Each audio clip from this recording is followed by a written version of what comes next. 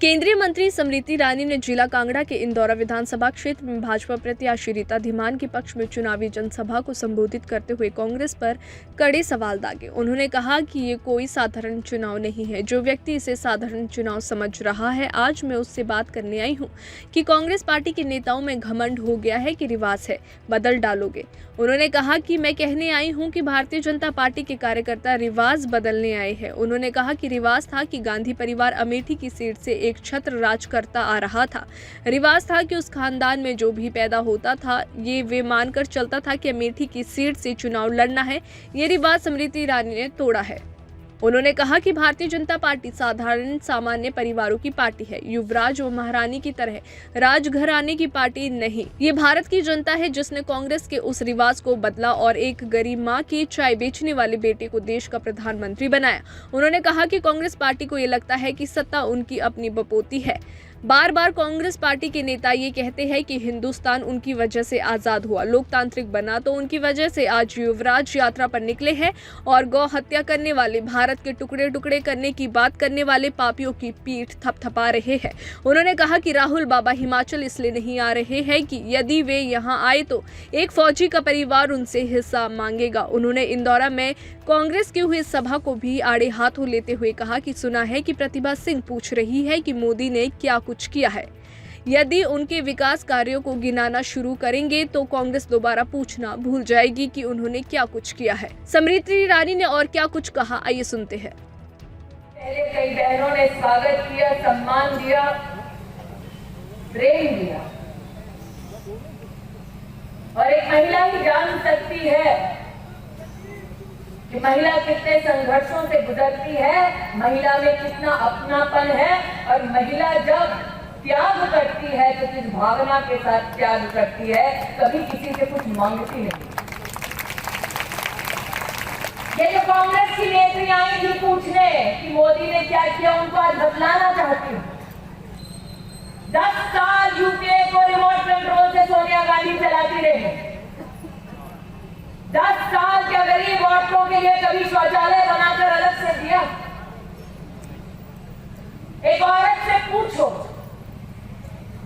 जो गरीबी में जन्मी है। मैं जब जन्मी तो माँ बाप के पास 150 रुपया था, आज स्मृति ईरानी हो वो बात अलग है। घर में पिता हो, भाई, वो जानता है कि खुले में शौच के लिए माँ और बहन जा रही है, भाभी जा रही है, लेकिन कुछ बोल नहीं पाता क्योंकि जेब में पैसा नहीं होता। औरत भी खुले में शौच के लिए सूरज ढलने का इंतजार करती, सामने से गाड़ी की रोशनी ना पड़े उसके शरीर पर, दुपट्टे से अपने आप को आंचल से ढांकती। ऐसे दिन देखे हैं गरीब औरतों ने इस देश में। बाप कुछ नहीं बोल पाता क्योंकि जेब में इतना पैसा नहीं कि गरीब को खिलाए कि शौचालय बनाए, कुछ नहीं बोलता।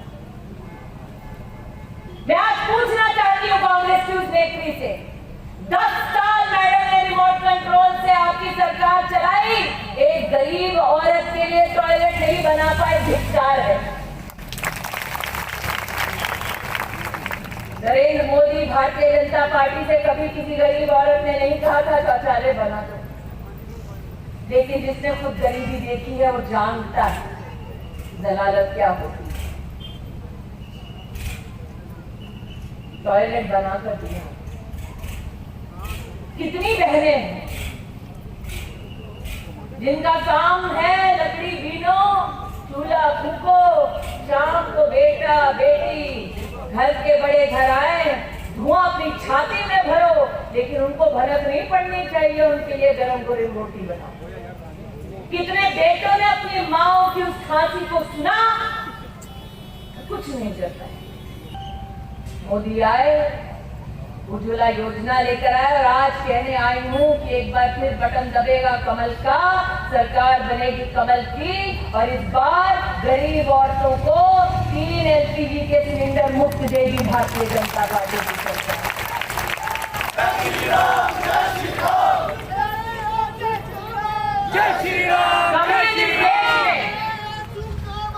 कभी इस देश में किसी गरीब परिवार में जाकर किसी प्रधानमंत्री से ये नहीं कहा कि हमारे सरकार सरकारी स्कूल में मेरी बेटी के लिए अलग से टॉयलेट की व्यवस्था नहीं।